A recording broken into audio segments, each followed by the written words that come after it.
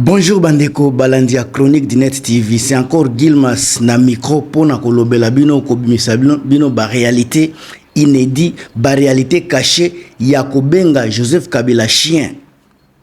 Joseph Kabila appelé un chien, batebele basiliki, batebele batomboki de gauche à droite, et ça na batubazako. Donc, et ça na batubazako sepela, ndenge bafingi chien. Donc les gens qui ne réfléchissent pas, bazako beta maboko, les gens qui réfléchissent sont en train de vous donner des informations, des analyses qui sont vraies.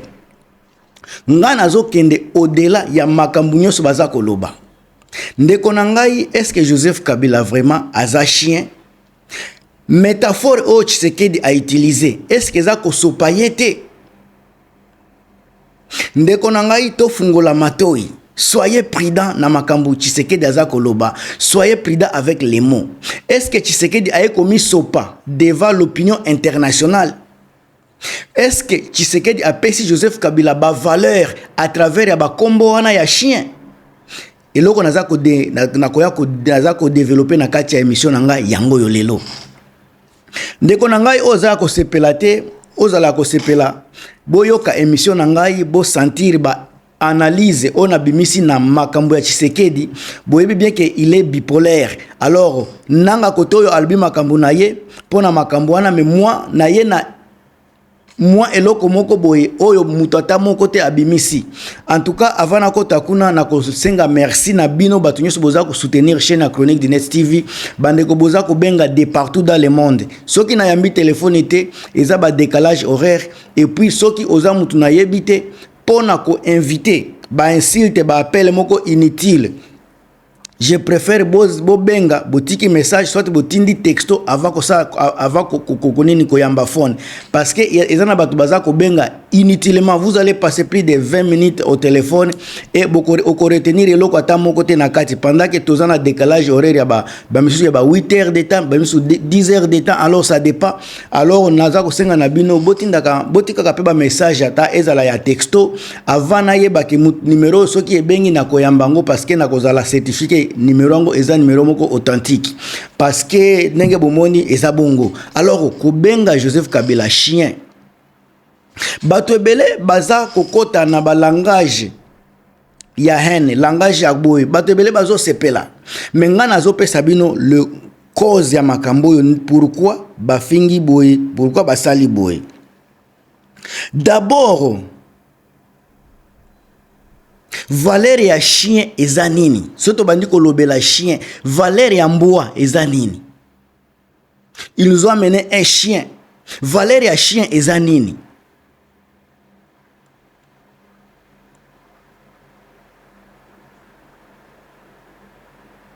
To kota na vrai sens ya mo ya valeur ya chien de konangai. Tomona kana poto batu bazana ba chien na ndaku, tomona kana libanda batu baza kotala pete bazana misu te, bazana chien na maboko pona ko guider bango. Est-ce que chien eza mauvais? Tshisekedi aza mayele na makambo za koloba ou beza ko utiliser ba mot juste pona ko sepelisa population oyo bayebaka jamais ko sala nini analyse. Soki mboka na biso par exemple eza ya ba aveuglé, ba peuple aveugle, on a besoin de chiens oyo akomema bango na nzela ya normal. Soki mutu aza aveugle, chien oyo ba entraîner pona ko bongis, pona ko nini ko protéger, aza important koleka mutu wana. Makambo za ebele. Na kota na valeur symbolique na philosophique ya loyauté absolue ya chien. Chien aza animal moko loyal. Sur le plan humain d'abord, valeur des chiens est inestimable. Okoki jamais ko estimer valeur ya chien, eza important makasi na nini sur le plan humain. Mbua symbole nango eza la valeur des chiens de konanga symbole eza symbole universel de la fidélité. Soki otali mbua fidèle, mbua azalaka loyal, mbua aza pona ko protéger. Soki ba fingi Joseph Kabila chien, soki ba fingi ye ou ba traiter des chiens, ngana aza ko zango na angle mususu. Tshisekedi Chilombo oyo ye moko aza aveugle. Joseph Kabila aye kolakisa ye nzela. Tango azako finga Joseph Kabila aveugle. Et nini azako finga ye chien. Ponanga eza signe ya koloba fidèle. Azako traiter Joseph Kabila de la fidélité. Aza fidèle na makambo na ye. Azako traiter Joseph Kabila loyal na mboka na ye. Azako traiter Kabila comme un protecteur ya mboka na biso. Un chien défend son maître et son territoire jusqu'au bout sans trahir. Nde musala ya chien. Biso toza ba peuple souverain, mutu nyoso aza mokonzi aza ko travailler pour la population. Donc biso toza ba maître ya président nyoso na mboka. Biso ba peuple toza ba dirigeant na biso ne toza ko pesa ye mibeko. Donc tangu chien aza loyal na misala utopesi ye, aza fidèle na makambu topesi ye, aza pe ko protéger biso. Joseph Kabila, il est chien et il a la valeur koleka kutu Tshisekedi oyaza chien te. Joseph Kabila a défendu le territoire congolais. Un chien défend son territoire. Joseph Kabila a défendu, a protégé le peuple congolais. Le chien défend son peuple, son maître. Alors, bozala na miso, bozala pe na mutu yako kende au-delà ya ba insulte, bo analyser makambo avec bo solo. Ba valeur utilitaire ya chien ya mbuwa nde konanga, ba valeur utilitaire nango na valeur stratégique ya mbuwa. Les chiens gardent le travail. Les chiens de garde et le travail ezana makambo ebele. Le chien ne trahit pas. Joseph Kabila ne trahit jamais. Le chien est loyal. Joseph Kabila est loyal à son pays. Ndekonangai. Les chiens protègent. Joseph Kabila a protégé le territoire congolais jusqu'à ce qu'il appelle Yango na Tshisekedi.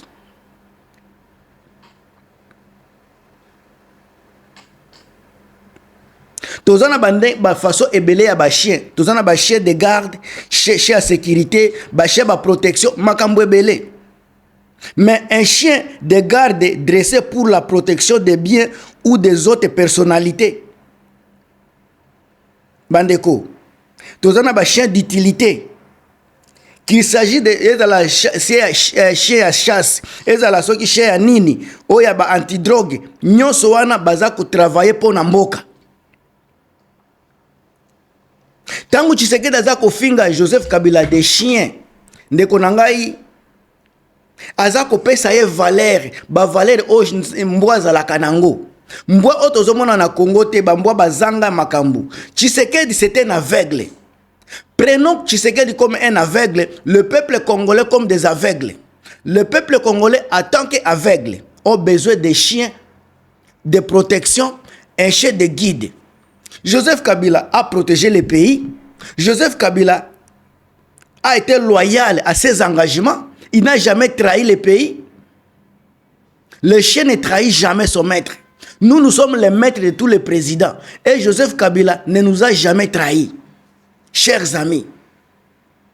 Maintenant, comparons le chien au bazar koloba ya Joseph Kabila, un chien. Namutu oyo aza normal ya Tshisekedi. Tout ça là, nous comparaison. Qui est valeureux, qui a de la valeur dans mboka na biso. L'homme qui n'est pas un chien, il a chien te, il a détruit le Congo. Chien oyo atikela ye mboka mobimba.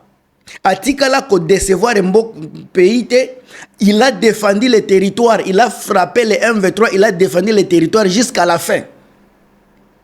Mais Tshisekedi lui qui est au pouvoir, incapable de frapper les M23, il est là pour crier, juste pour inciter à la violence de Moussala Naye.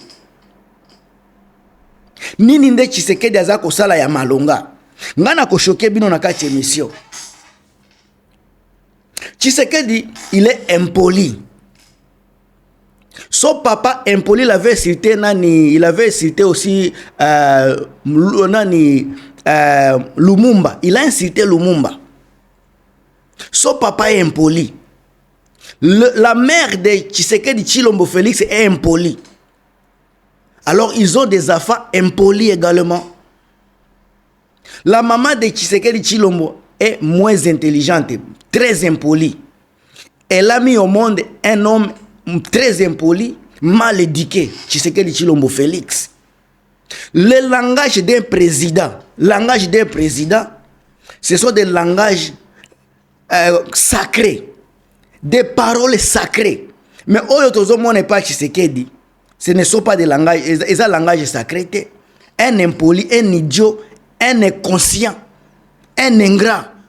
Mutaza kofinga mbwa, mutamema kiye komema. Tshisekedi qui est le chef de kill ici à Rwanda, na Rwanda, luka pouvoir partout. Il se promène comme un petit chien pour passer quelque chose. Kabuya Lobakiawa. Joseph Kabila a vu, il a regardé, n'a coupé sa pouvoir. Est-ce que Bino Bozalaki n'a capacité à causer tout pouvoir? C'est Joseph Kabila qui t'a fait quelqu'un. Toi qui n'avais même pas de chaussures, qui n'avait même pas de place où vivre en Europe, tu vivais sous les allocations de ta femme, un Mario tout fait.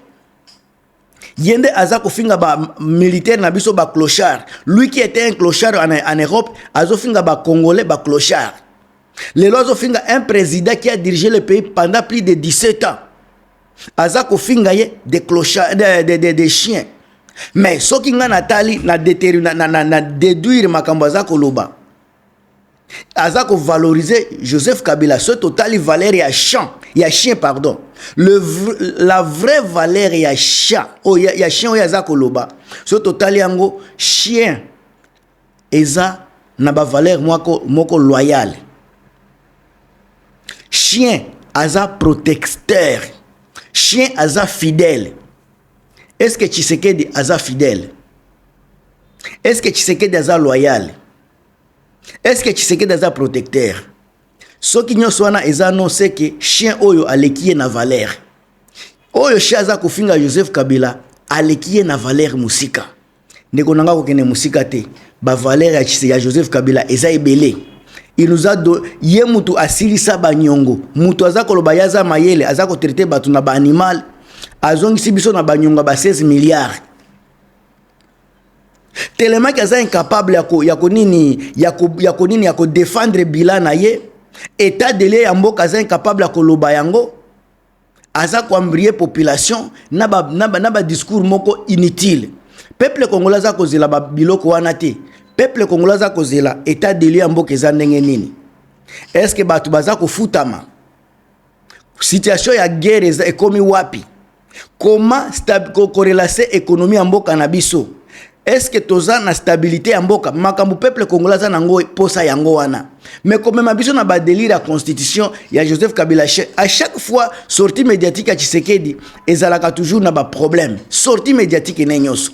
Tout ça parce que il a été mal éduqué. Il n'a pas la valeur d'un président. Asololaka lokola un militant mais pas comme un président.